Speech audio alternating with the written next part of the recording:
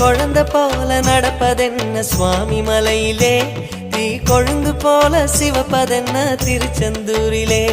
முருகா முருகா முருகா முருகா, குழந்தை போல நடப்பதென்ன சுவாமி மலையிலே, தீ கொழுந்து போல சிவப்பதென்ன திருச்செந்தூரிலே. குழந்தை வேலன கொஞ்சி விளையாடலாம், கோபக்கார குமரன எப்படித்தான் ஆடலாம். குளத்தை போல மனசு கலங்குது, குமரா தெளிய வச்சா ரொம்ப நல்லது.